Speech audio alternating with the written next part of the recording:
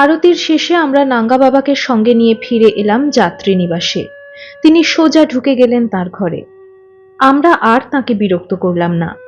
যে যার আসনে বসে সান্ধ্যক্রিয়াতে মন দিলাম।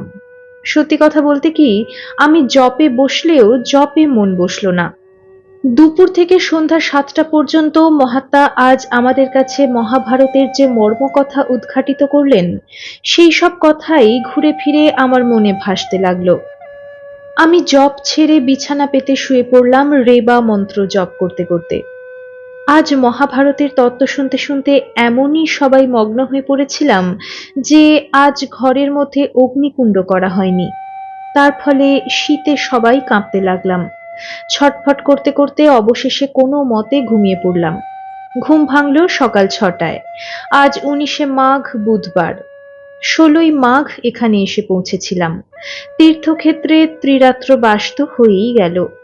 নাঙ্গা বাবার সঙ্গে থাকায় আমাদের এই যাত্রাটা, অর্থাৎ শুকদেবেশ্বর মন্দির হতে শূলপাণেশ্বর পর্যন্ত পরিব্রাজন খুব সুখের হয়েছে।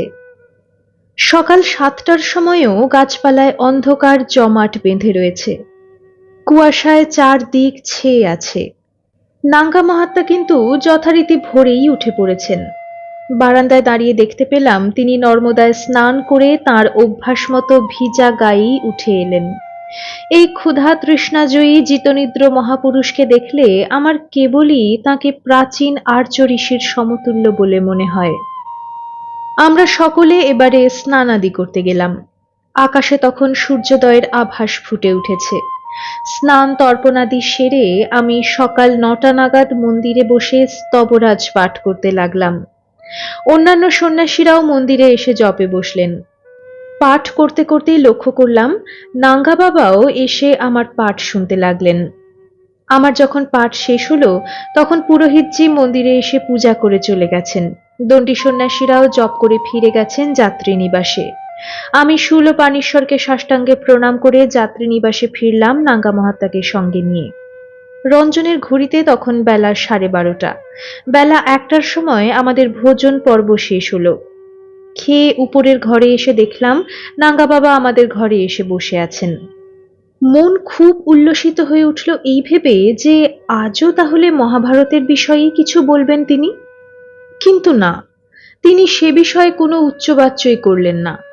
পরিবর্তে বলে বসলেন, আমি যে পথ দেখিয়ে শূলপাণেশ্বর মন্দির পর্যন্ত আপনাদেরকে নিরাপদে নিয়ে এলাম, এজন্য আপনারা আমার কাছে কিঞ্চিত ঋণ স্বীকার করেন নাকি?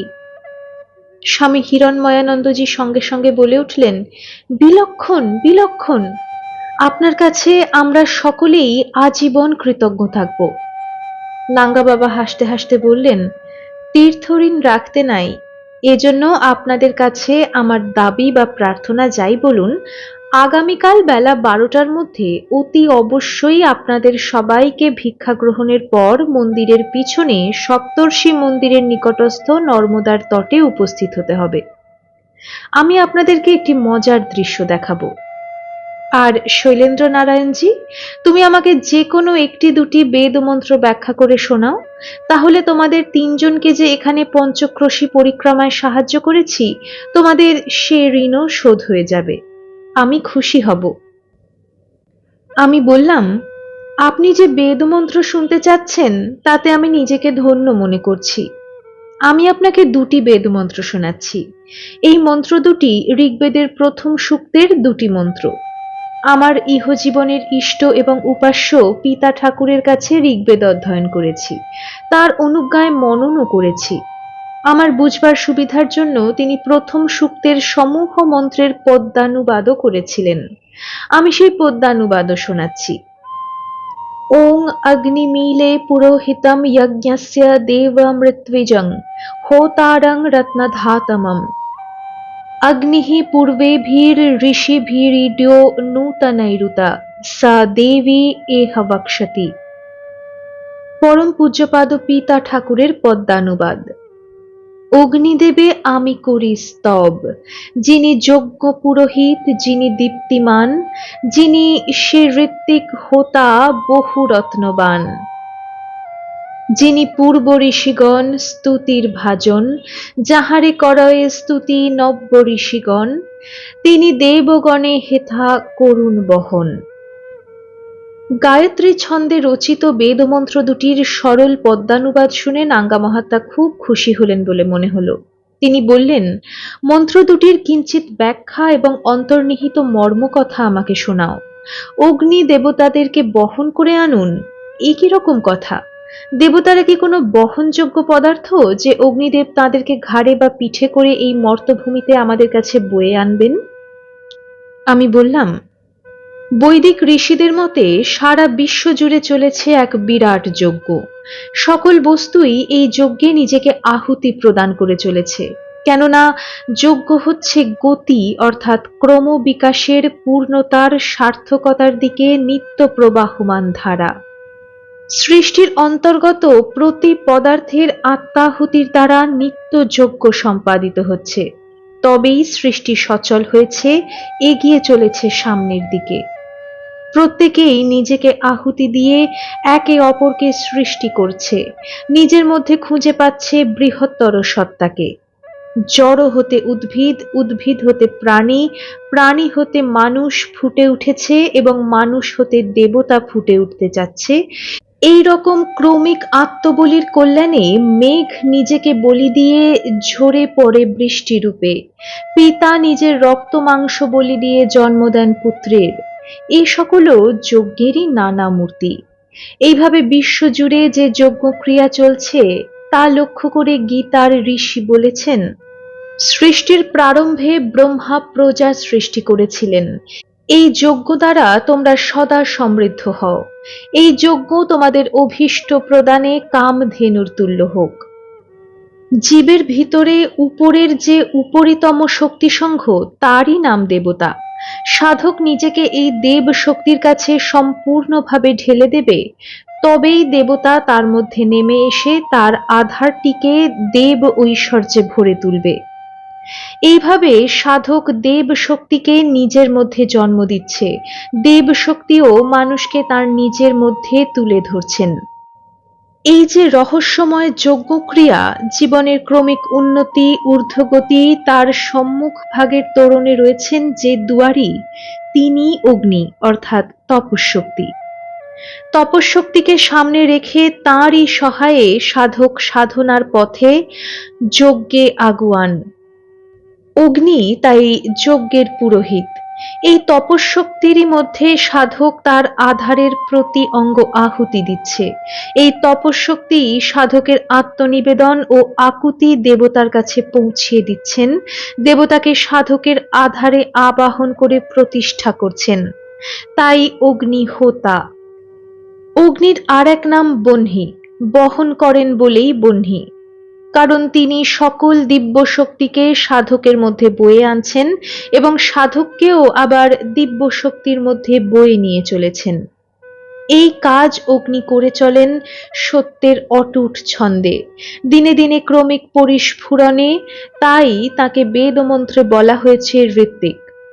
ঋত্বিক তিনি, যিনি জানেন কোন ঋতুতে কোন মাহেন্দ্রক্ষণে কখন কিভাবে যজ্ঞ করতে হয়। তপঃশক্তি অর্থাৎ অগ্নি জানেন সাধকের মধ্যে সত্য প্রেরণার বলে সাধনা কখন কোন পথে কিভাবে ফুটিয়ে তুলতে হয়। তপঃশক্তির আগুন সাধকের আধারকে পুড়িয়ে শুদ্ধ সমর্থ করে তুলছে, তার মধ্যে এনে দিচ্ছে দিব্য শক্তি আর দিব্য আনন্দ।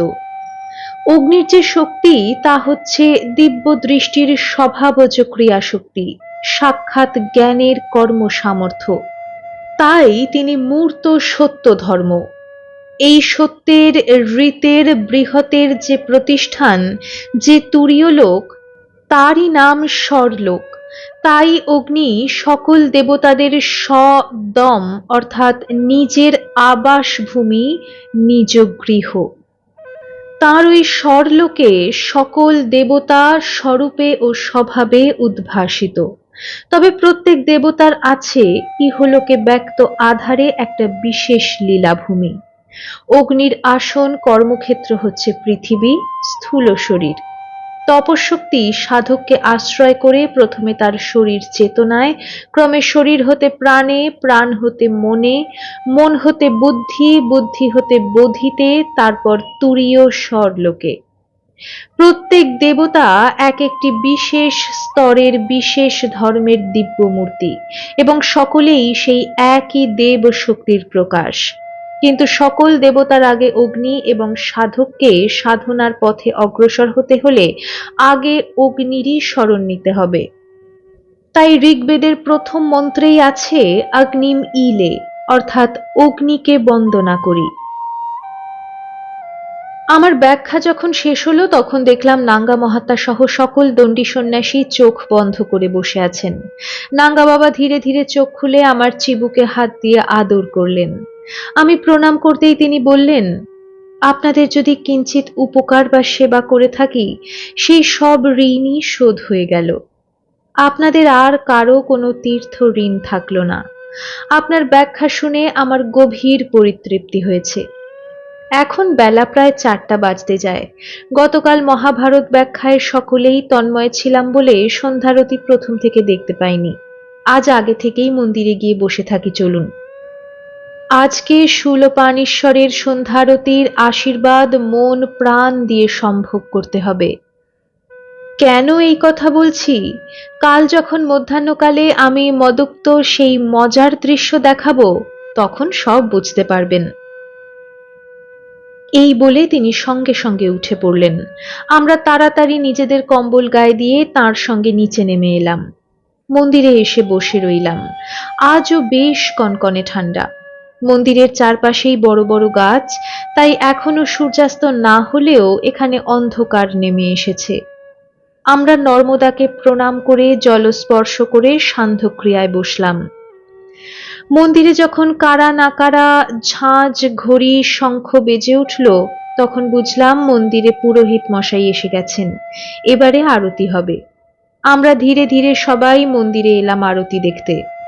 আচমনাদির পর পুরোহিতজি পঞ্চপ্রদীপে ঘিয়ের বাতি এবং কর্পূরদানিতে কর্পূর জেলে একই মন্ত্র দুবার ধরে উচ্চারণ করে আরতি করতে লাগলেন। অদ্ভুত এই মন্ত্র। মন্ত্রের সুর, স্বর, ছন্দ এবং তালের অপরূপ ঐক্যতান এবং মাধুর্য দেখে অনুমান করলাম এই মন্ত্র নিশ্চয়ই সামবেদের। কিন্তু সামবেদের অন্তর্গত কোন সূক্তে এই অপরূপ মন্ত্রটি আছে তা কিছুতেই স্মরণে এলো না। অনুমান করলাম এই মন্ত্র নিশ্চয়ই মহানাম্নী আর্চিকে আছে। শূলপাণেশ্বরের আরতি শেষ করে পুরোহিতজি ঘণ্টা বাজাতে বাজাতে মন্দিরের পিছনে গেলেন পঞ্চপাণ্ডব এবং সপ্তর্ষিদের আরতি করতে। শূলপাণেশ্বরের আরতি শেষ হওয়া মাত্রই স্থানীয় অধিবাসীরা যারা আরতি দেখতে এসেছিলেন অতিরিক্ত ঠান্ডার জন্য তারা একে একে প্রণাম করে চলে গেলেন। মন্দির ফাঁকা হতে এতক্ষণে খেয়াল হলো নাঙ্গা মহাত্মাকে তো দেখতে পাচ্ছি না। তিনি কি আমাদের সঙ্গে নর্মদা তট থেকে উঠে আসেননি? হরানন্দজির দৃষ্টি আকর্ষণ করতেই তিনি চঞ্চল হয়ে উঠলেন। বললেন, আমরা যেখানে সান্ধ্যক্রিয়া করতে বসেছিলাম সেখানেই তো তিনি তখন সিঁড়ির উপর বসেছিলেন। সর্বনাশ! এতক্ষণ যদি সেখানে ধ্যানে থাকেন, তার ধ্যান মানে তো সমাধি। তাহলে তিনি সমাধিস্থ হয়ে গেলেন। চলুন গিয়ে দেখি। তাকে এবং রঞ্জনকে সঙ্গে নিয়ে আমি টর্চ টিপতে টিপতে সাবধানে এগিয়ে গেলাম। কিন্তু আমাদের ভাগ্য ভালো, বেশি দূর সিঁড়ি বেয়ে নামতে হলো না। টর্চের শিখায় দেখতে পেলাম তিনি টলতে টলতে উঠে আসছেন উপরের দিকে। রঞ্জন এবং হরানন্দজি তরতর করে নেমে গিয়ে তাকে ধরে ফেললেন। দুজনে ধরে তাকে মন্দিরে এনে বসিয়ে দিলেন। তিনি শূলপাণেশ্বরের দিকে তাকিয়ে তাকিয়ে ফুঁপিয়ে কেঁদে উঠলেন। পুরোহিতজির তখন আরতি শেষ হয়ে গেছে। তিনিও এসে দাঁড়িয়ে রইলেন। রাত্রি প্রায় 9টা বাজতে যায়। কিছুক্ষণ পরে নাঙ্গা বাবা নিজেই ফিরতে চাইলেন যাত্রী নিবাসে। তিনি উঠে দাঁড়িয়ে বললেন, আর আমাকে ধরতে হবে না, আমি নিজেই যেতে পারবো। আমরা সবাই মিলে তাকে ঘিরে ধরে হাঁটতে লাগলাম। যাত্রী নিবাসের কাছে এসে তিনি পুরোহিতজিকে অনুরোধ করলেন, আপনি কৃপা করে আগামীকাল বেলা 12টা নাগাদ অতি অবশ্যই সপ্তর্ষিদের মন্দিরের কাছে উপস্থিত থাকবেন। আমাদেরকে দেখিয়ে বললেন, এরাও দয়া করে উপস্থিত থাকবেন, কথা দিয়েছেন। আমি সকলকে একটা মজার দৃশ্য দেখাবো। আমার উপর গুরুদেবের সেই রকমই হুকুম। পুরোহিতজি সকলের উদ্দেশ্যে নমো নারায়ণায় জানিয়ে তাঁর বাসায় চলে গেলেন। আমরা উপরে উঠে মহাপুরুষকে তার নির্দিষ্ট ঘরে ঢুকিয়ে দিয়ে এলাম। হ্যারিকেন জেলে যে যার শয্যা বিছিয়ে নিলাম। আজ কাঠ কুড়িয়ে অগ্নিকুণ্ড জ্বালার ব্যবস্থা করা হয়েছে। খানদেশ থেকে যে 6 জন সন্ন্যাসী এসে আমাদের নিচের তলায় রয়েছেন, তাদের নেতার নাম বিশোকানন্দ গিরি। তিনি আমাদের ঘরে দাঁড়িয়েছিলেন। তিনি বললেন, মহাপুরুষ আমাদেরকেও কাল বেলা 12টার সময় সপ্তর্ষি মন্দিরের কাছে উপস্থিত হতে বলেছেন তার কথিত মজার দৃশ্য দেখার জন্য। এজন্য আগামীকাল সকালেই রুটি তৈরির ব্যবস্থা করব, যাতে বেলা 11টা নাগাদ অন্তত আমরা ভিক্ষা পর্ব শেষ করতে পারি। আপনারা তো তার সঙ্গে এসেছেন, এই রহস্যময় পুরুষের সম্বন্ধে কিছু জানলে আমাদের কৌতূহল মিটত। হরানন্দজি বললেন, আমাদের কাছেও উনি রহস্য, বিশেষ কিছু জানি না। ভারত থেকে আসার পথে সুখদেবেশ্বর মন্দিরে এসে ওর দেখা পাই। উনি আমাদের সঙ্গে থাকায় আমরা এই ঘোর জঙ্গল পথে নিরাপদে এখান পর্যন্ত আসতে পেরেছি। উনি জিতনিদ্র, ওর কোনো খাদ্যের প্রয়োজন হয় না। অর্জুনেশ্বর মন্দিরে এবং এখানেও তাকে 2-1 বার সমাধিস্থ অবস্থায় দেখেছি। ওর গুরু কে, কোন দেশের উনি অধিবাসী, এসব বিষয়ে আমরা কিছুই জানি না। বিশ্বকানন্দজি নেমে গেলেন নিচের তলায়। আমরা আলো নিভিয়ে শুয়ে পড়লাম। আমাদের যখন ঘুম ভাঙল তখন সকাল 6:30 বেজে গেছে। ভীষণ কুয়াশা। ঘরের দরজা খুলে বারান্দায় বেরিয়ে দেখলাম শিশির পড়ে বারান্দাও এমন ভিজে গেছে যে মনে হচ্ছে গোটা বারান্দাটাই বৃষ্টির ছাটে ভিজে গেছে। মন্দিরটাও দেখা যাচ্ছে না। হরানন্দজি কোনো মতে পা টিপে টিপে মহাত্মার ঘরে উঁকি মেরে এসে বললেন, নাগা বাবা তার অভ্যাস মতো স্নান করতে বোধহয় চলে গেছেন। আমরা তাড়াতাড়ি ঘরে ঢুকে বাঁচলাম। অগ্নিকুণ্ডে আরো 2-1টা কাঠ চাপিয়ে আগুন পোয়াতে লাগলাম। 8:30 বাজতে সবাই স্নানাদি করতে যাবার জন্য নিচে নেমে এলাম। স্বামী বিশ্বকানন্দজির সঙ্গে দেখা হতেই তিনি বললেন, আমি নর্মদাতে একটু আগে স্নান করে আসার সময় দেখলাম নাঙ্গা মহাত্মা মন্দিরের চারিধার ঘুরে ঘুরে পরিক্রমা করছেন। আপনাদেরকে জানাতে বলেছেন তিনি এখানে আর আসবেন না। বেলা 11:45 নাগাদ আমাদের ভিক্ষা গ্রহণের পর সপ্তর্ষি মন্দিরে যেতে বলেছেন। আমাদের না যাওয়া পর্যন্ত সেখানেই তিনি বসে থাকবেন। হ্যাঁ মশাই, উনি যে মজার দৃশ্য দেখাবেন বলেছেন, তা কি কোনো ম্যাজিক? যাই হোক, আমরা একটু পরেই উনুন ধরিয়ে রুটি বানাতে বসবো। আমাদের 2 জন ব্রহ্মচারীর দিকে তাকিয়ে বললেন, আপনারা স্নান ও প্রণাম করে এসেই একটু হাত লাগাবেন, তাহলে বেলা 10টা নাগাদ লিট্টি পাকানো হয়ে যাবে। তার কথা শুনে নিয়ে আমরা শূলপাণীশ্বর মহাদেবকে দূর থেকে প্রণাম করে মন্দিরের পাশ দিয়ে নেমে গেলাম নর্মদার ধারে। একে একে সবাই স্নান করে মন্দিরে এসে প্রণাম করলাম মহাদেবকে। পত্রান্তরাল ভেদ করে সূর্যকিরণ তখন পড়েছে মন্দিরের চত্বরে। চারদিকেই আলোর আভাস ফুটে উঠেছে। মহাত্মাকে কোথাও দেখতে পাচ্ছি না। হরানন্দজি মন্দিরের পিছন দিকটা ঘুরে ফিরে এসে জানালেন, নাঙ্গা বাবা সেদিন রাত্রে যেখানে সমাধিস্থ হয়েছিলেন সেখানেই তিনি বসে আছেন নর্মদার দিকে এক দৃষ্টে তাকিয়ে। আমি মন্দিরের বারান্দায় বসে পুঁথি খুলে মহর্ষি তন্ডীকৃত মহাদেবের স্তব পাঠ করতে লাগলাম। যে 2 জন ব্রহ্মচারী লিট্টি পাকানোতে অংশগ্রহণ করবেন তারা স্নানের পর যাত্রী নিবাসে চলে গেলেন। অন্যান্য দণ্ডী সন্ন্যাসীরা মন্দিরে কিছুক্ষণ জপের জন্য বসলেন। আমার যখন স্তব পাঠ শেষ হলো, পুরোহিতজি তখন মন্দিরে এসে পূজায় বসে গেছেন। দণ্ডী সন্ন্যাসীরা বাসায় ফিরে গেছেন। আমি একবার ভাবলাম সপ্তর্ষি মন্দিরে গিয়ে দেখে আসি নাঙ্গা মহাত্মা কি করছেন, কিন্তু পরক্ষণেই ভাবলাম তার আদেশ আছে ভিক্ষান্তে তার কাছে যেতে, কাজেই অহেতুক তার বিরক্তি উৎপাদন করে লাভ নেই। যাত্রী নিবাসে ফিরে যাওয়াই ভালো, একসঙ্গেই সকলে আসা যাবে। এই ভেবে যাত্রী নিবাসে যখন ফিরলাম তখন বেলা 11টা বেজে গেছে। স্বামী হিরণময়ানন্দজি এবং প্রেমানন্দ প্রভৃতি প্রায় সকলেই খেতে বসেছেন। বাকি আছেন কেবল বিশ্বকানন্দজি, হরানন্দজি এবং রঞ্জন। আমি উপরের ঘরে গিয়ে পুঁথি রেখে এসেই 4 জন একসঙ্গে বসে লিট্টি ও গুড় খেলাম। সকলেরই চোখে মুখে দারুণ ঔৎসুক্য। হরানন্দজি উচ্ছ্বসিত হয়ে এই মহাত্মার যোগ বলের প্রশংসা করছেন।